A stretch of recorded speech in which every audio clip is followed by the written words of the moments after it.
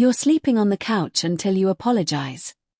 Those words cut through the silence like a blade, sharp and dismissive, leaving me standing in the middle of our bedroom, clutching the edge of my shirt like a man trying to hold himself together.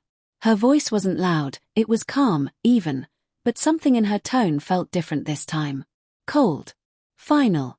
I wanted to argue, to ask what exactly I'd done wrong this time, but her eyes told me I'd already lost before the fight began.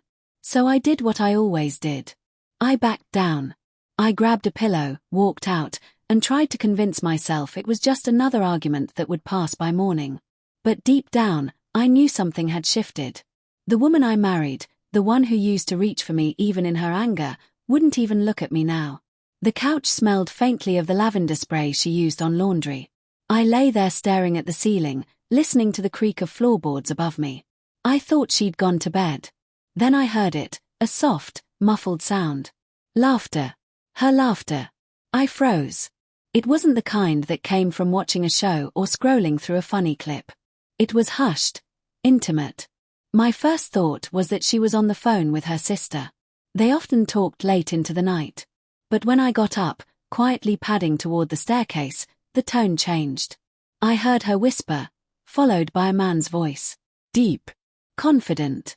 Familiar. I didn't want to believe what I was hearing. Maybe it was a video call, maybe work-related, maybe something harmless. I told myself that as I climbed each step, my pulse thundering in my ears.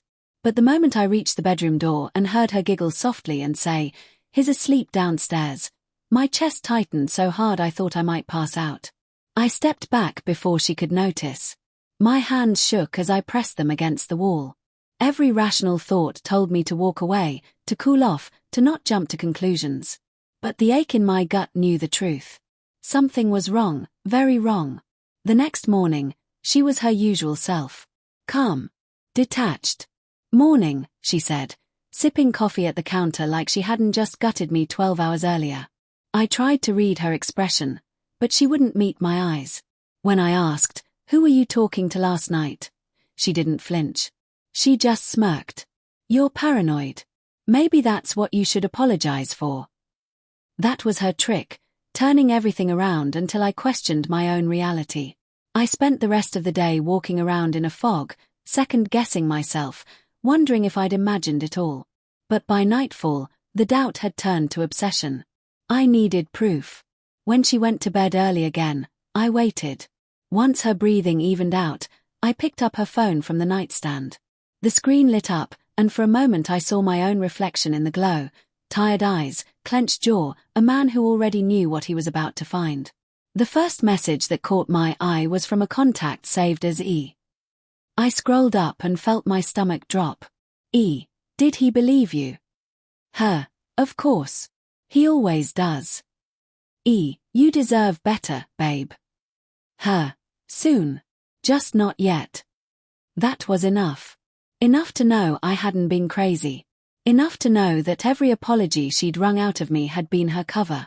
I put the phone back exactly where I found it and lay awake beside her, staring at the ceiling again.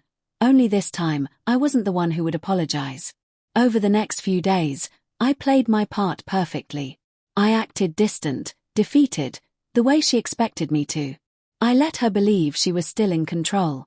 But every free moment, I planned. She worked late on Thursdays, always coming home with the same story. The CEO wanted to go over quarterly projections. I'd never questioned it before, but now I noticed how carefully she avoided eye contact when she said it.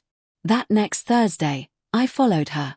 It was raining, one of those steady, unrelenting downpours that blur headlights and hide intentions. I parked 2 cars away from hers and watched as she hurried inside a downtown hotel.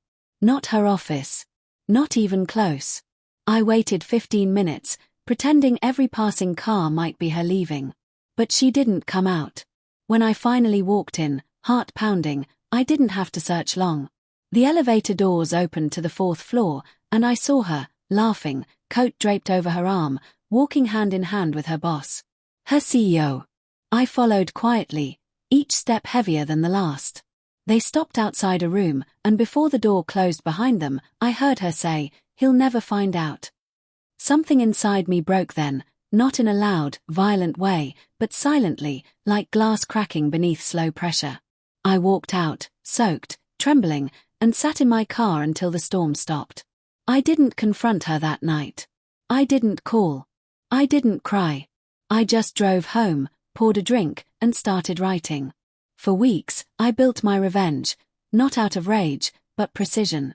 I collected evidence, messages, timestamps, photos. I waited until the company's annual conference, where her CEO would be present with his wife. That night, she stood beside me, pretending everything was fine, greeting co-workers with that same confident smile. When the CEO walked in, she froze for half a second, just enough for me to see the panic flicker behind her mask. When the lights dimmed for the presentation, I excused myself to grab a drink.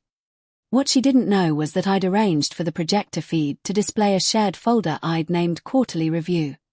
When the first slide appeared, the room went quiet. It wasn't graphs or numbers, it was screenshots, messages, photos, her and him. The laughter died instantly.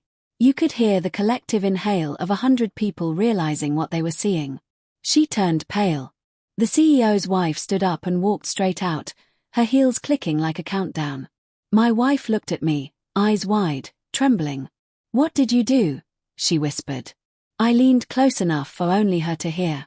"You said I should apologize. Consider this mine." Then I walked out. The aftermath unfolded like slow motion. She lost her job within days. The CEO resigned.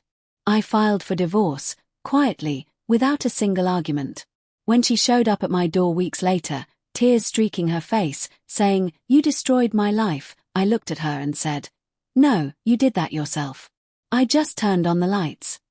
For the first time in years, I slept soundly, on my own bed, not the couch. The silence in the house didn't hurt anymore. It felt earned.